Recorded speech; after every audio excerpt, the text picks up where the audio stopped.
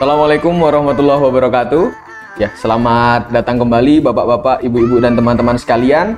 Kembali lagi bersama saya dan Pak Nur di sini masih di segmen Bijak, Bincang Isu Pajak bersama Emenko.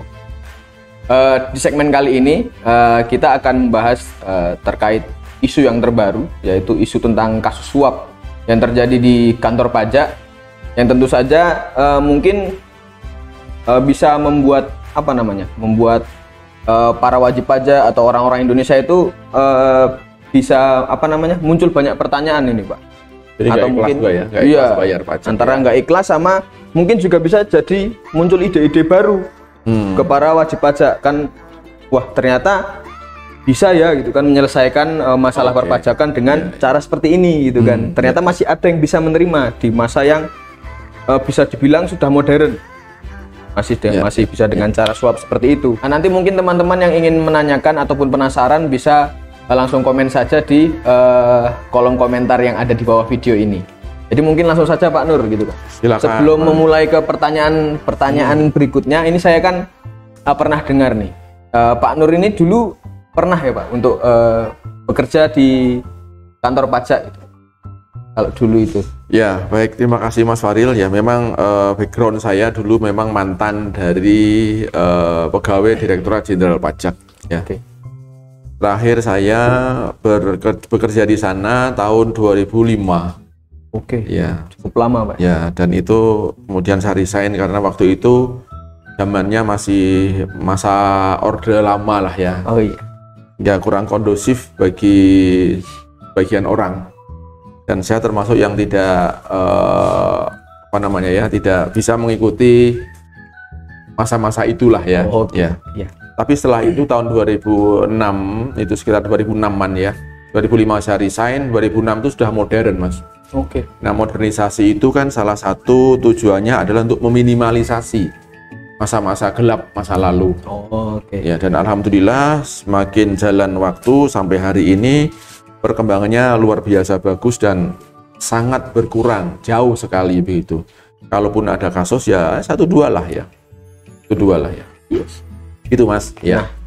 Nah, ini yang jadi menarik Pak menurut saya, karena saya kan ini ingin menanyakan pendapat dari Bapak gitu tentang kasus suap ini gitu kan. Dan kebetulan kan baik. Pak Nur juga dulu pernah menjabat sebagai pegawai pajak dan sekarang bekerja di konsultan pajak gitu. Jadi kalau menurut Pak Nur sendiri nih gitu.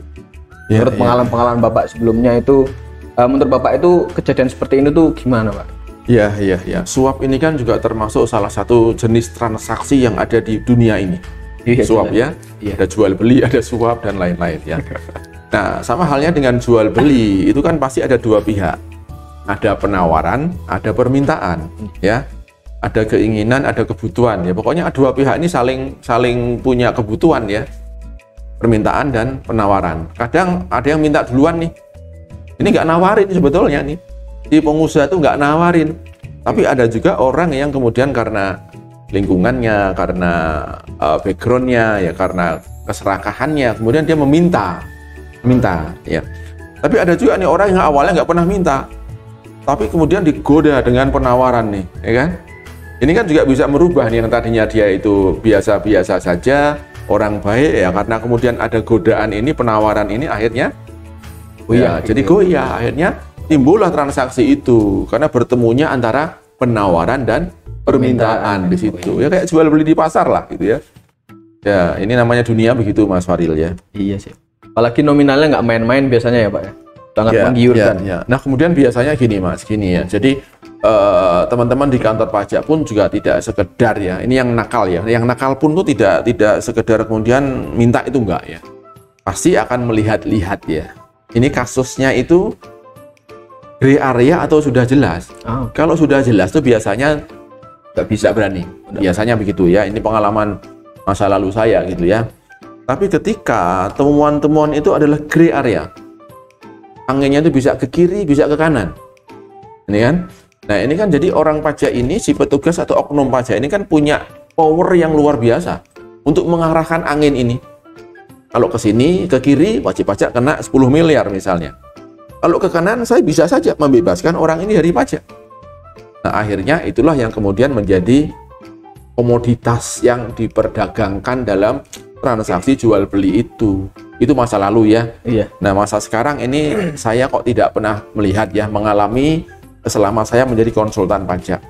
Sehingga saya kaget juga nih ketika ada KPK menangkap ada oknum pajak, oknum ya, bukan pegawai pajak, tapi ini oknum. Oh, iya. Karena pegawai yang baik itu jangan disamakan dengan yang oknum ini. Oknum ini kemudian memanfaatkan situasi tadi. Ada komoditas yang bisa diperdagangkan. Dan biasanya komoditas itu adalah gray area. Ya, sehingga teman-teman oknum tadi, teman juga ya oknum ya. Jadi oknum ini akhirnya merasa, wah saya aman nih kalau main ini ya. Karena negara nggak dirugikan gitu ya. Yes. Tapi yang dirugikan adalah si wajib pajaknya ya. Jadi itu kira-kira Mas Faril ya. Oke. Kalau tadi Pak sempat kan disinggung, berarti ini kan tidak lebih dari adanya permintaan dan penawaran gitu. Iya, iya, iya. Kalau Bapak sendiri nih kan selama dulu menjabat ataupun mungkin sekarang yang sudah menjadi konsultan pajak itu, apakah pernah gitu kira-kira mendapatkan sebuah penawaran seperti itu gitu? Ya, selama saya dulu ya, ini masa lalu ya, dulu menjadi pegawai di kantor pajak begitu ya. Terakhir di Jogja itu kan saya jadi kepalanya atau dulu kepala subseksi ya, kepala subseksi pemeriksaan gitu, verifikasi gitu. Jadi saya kepalanya pemeriksa begitu ya. Tapi di KPP ya. Nah, ketika kan saya berhubungan langsung dengan para wajib pajak. Penawaran pasti ada. Apalagi zaman itu zaman Orde Lama. Ya, zaman yang orang dengan mudahnya itu bisa mencari komoditas itu gitu. Ya, tapi alhamdulillah saya selama setelah lulus ya dari kampus begitu tidak pernah menerima ya satupun sepeser pun dari penawaran yang diberikan oleh wajib pajak, ditawarkan gitu. Tapi ada penawarannya? Ada penawarannya, ada.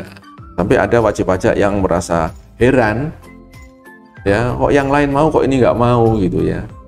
Ya akhirnya pernah suatu ketika Lebaran itu kebetulan kan armada truknya lewat kampung saya di Kendal itu ya. Lalu disuruh mampir sama ownernya, sekedar mengasih bungkusan saja begitu ya. Parcel bingkisan gitu ya, parcel lah mungkin ya. Ya karena itu urusan yang sudah lama selesai, ya saya nggak ngerti, tahu-tahu datang saya terima parcel, ya sudah saya terima. Ya, cuman ini hubungannya bukan wajib pajak dengan kantor pajak gitu. Jadi dia memaksakan supaya menerima parcel itu, tapi urusannya sudah selesai lama gitu ya. Gitu ya. Kalau sekarang dari konsultan pajak, saya nggak pernah menawarkan kepada siapapun, termasuk kepada kantor pajak ketika diperiksa. Kalau salah ya salah, bayar kesalahannya. Kalau benar ya itu kita lawan begitu, ya kan?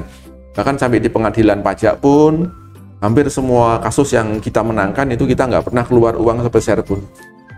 Walaupun kadang-kadang ada yang menggoda, ada yang menelepon, tapi itu kita abaikan saja dan alhamdulillah menang juga di situ. Ya. Ya karena memang ini ya Pak, yang salah itu tidak harus dibenar-benarkan. Salah ya biar salah. Salah biar salah saja. Ya, itu kewajiban dia untuk bayar pajak. Iya. Undang-undang sudah jelas ya. Ya, mungkin ya mohon maaf Pak, saya ini jadi mengungkit masa lalu Bapak. Tapi kan ini jadi cukup menarik gitu Pak. Siap. Karena kan mungkin ya banyak itu apa namanya konsultan-konsultan yang seperti Bapak yang dulu pernah menjabat di kantor pajak gitu kan. Untuk membahas kasus ini tuh menjadi menarik gitu. Kita bisa jadi lihat dari dua sisinya gitu. Secara langsung gitu kan Pak. Jadi mungkin selanjutnya ini Pak, saya cukup penasaran. Kira-kira tuh ada nggak sih cara itu untuk menghindari atau lebih tepatnya itu cara untuk menghemat pajak yang kita tanggung itu dengan cara yang aman? Aman mungkin ya. Jadi diperbolehkan pengusaha itu membuat apa namanya ya, transaksi supaya pajak itu bisa lebih murah ya. Tetapi asalkan tidak melanggar aturan-aturan yang ada. Misalnya ada sebuah perusahaan nih ya, apotek misalnya ya, apotek ini punya outlet, ada banyak outlet, punya outlet 5 misalnya, omsetnya 10 miliar 10 M. Nah kalau dia omset 10 miliar kan ada kewajiban PPN, jadi PKP memungut PPN dari konsumen hingga dia akan terutang 10% dari 10 miliar 1 M dia terutang ya kan. Nah, banyak pengusaha yang, wah ini gimana caranya biar kita bisa berhemat, supaya konsumen tidak menanggung harga terlalu mahal. Akhirnya tax plan kita adalah memecah-mecah usaha. Apakah itu dilarang? Saat ini belum ada larangan memecah usaha. Yang penting masing-masing tempat itu sumber dayanya harus berbeda, lokasinya berbeda, sumber dayanya berbeda, administrasinya pun juga berbeda, semuanya berbeda. Nah, tapi kadang ada yang salah implementasi. Ada nih contohnya di swalayan ya, sebuah swalayan di sebuah kota gitu ya. Bawah itu barang kebutuhan pokok kayak beras, telur dan lain-lain. Lantai 2 itu adalah fashion, sepatu, ada baju. Harusnya omsetnya satu kesatuan di situ. Ya 10 miliar misalnya. Tapi kemudian untuk mengurangi pajaknya, maka di satu gedung ini dibuat 2 entitas. Lantai 1 PTA, lantai 2 PTB, lantai 3 PTC. Nah, ini kan SDM-nya sama, kasirnya sama, sistemnya sama, pengadaan barangnya sama. Ini jadi nggak make sense. Sehingga kantor pajak akan menganggap ini etikat buruk untuk menghindari pajak. Ini kelihatan etikatnya. Tapi kalau yang mecah 5 tadi, ini kan entitasnya beda-beda. Ya, jadi pajak tidak bisa kemudian menganggap ini satu kesatuan. Tapi kalau satu gedung, kemudian sumber dayanya juga sama, pegawainya sama, sistemnya sama, kasirnya sama, gitu ya, mereknya sama. Nah ini pajak langsung aja menggabungkan ketiga entitas ini menjadi satu di situ. Ya intinya wajib pajak diperbolehkan selama tidak melanggar aturan pajak. Nah kalau wajib pajak itu misalnya ilmunya makin bertambah, gitu, kantor pajak pun juga akan menambah aturan-aturan, menutup setiap celah-celah yang ada. Wajib pajak belajar cari celah, kantor pajak juga mempelajari cara menutup celah itu. Nah ini balapan di situ, ya. Intinya boleh asal tidak melanggar, ya. Dengan tax planning gitu ya, Pak? Dengan tax plan yang benar, gitu ya. Oke. Mungkin selanjutnya Pak ini yang terakhir saja. Saya menanyakan terkait mungkin resiko atau dampak yang didapat oleh wajib pajak itu, ya. Yang dia melakukan kecurangan secara sengaja gitu kan. Ya. Ya mungkin kayak yang kasus yang kita bawa ini yang terkait suap itu dengan cara itu ataupun dengan cara lain gitu kan. Nah itu misalnya dengan kecurangan yang ilegal itu seperti apa Pak, resiko atau dampaknya? Kecurangan yang ilegal ya, dampaknya ya. Iya. Baik. Jadi ini kan kejadiannya adalah wajib pajak diperiksa. Oke. Pemeriksaan rutin lah, biasa lah itu ya, untuk menguji kepatuhan saja sebetulnya.